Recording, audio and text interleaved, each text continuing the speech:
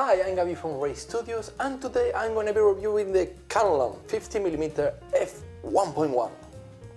Now, this lens is getting a lot of attention in the international markets, and it's not only because it's crazy wide aperture of F1.1, but it's also because its affordability. This lens can go as low as $150 on Amazon. One needs to ask himself, is this lens any good? And that's what I'm going to be answering right now. First, let's unbox it.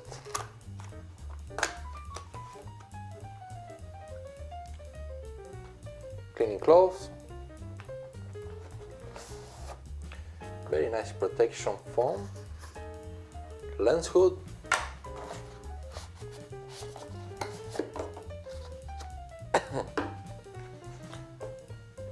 And the lens. Let me get rid of this. The first impressions when I get this lens out of the box, it has some weight to it, but it's relatively light, and it's also not very big. It is an all metal construction lens. It feels really good in the hand. I like the detail of the yellow ring. It's like something quite unique from this lens. Like, there are many cameras with red rings, blue, green. I like they put a distinctive ring on it, yellow color. The focusing ring turns very nice and smooth. And the aperture ring have no clicks to it, so very nice for filmmakers like me. It is a little bit stiff, but I think that it are in purpose so there are no accidental shifting of the aperture. I got the Sony copy, which means it will work only with Sony cameras. And this is how it looks mounted on a Sony A6300. And that's the camera I use for all of the picture samples that I took with this lens. So first, let's check the sharpness on this lens. At f1.1, it's decently sharp at the center of the image and a bit soft in the corners, with very little color fringing. Once you stop down to f2 and f2.8, there are noticeable improvements in the sharpness, with nice contrast and almost no color fringing or vignetting.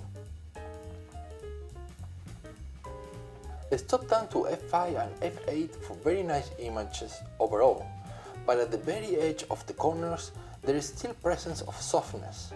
In my opinion, not a deal breaker. Here are some samples at f1.1. Images are actually pretty okay, with decent amount of sharpness in the center and nice colors. When I stop down, you can see how the sharpness starts to get better and better, while it still have a very strong depth of field, creating a nice separation between your subject and your background. Something that I noticed with this lens is that it's very bright. It lets a lot of light in the sensor, possibly the brightest lens I ever worked with.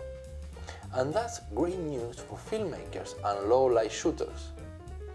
All in all, this lens is far from perfect, but a very interesting prime lens, capable of producing really nice pictures with beautiful bokeh. Well, I think this lens is an absolute bargain, ideally for beginner photographers who want to get their hands in their first prime fully manual lens, or for some pro photographer filmmakers who would like to have a very inexpensive yet very good affordable lens.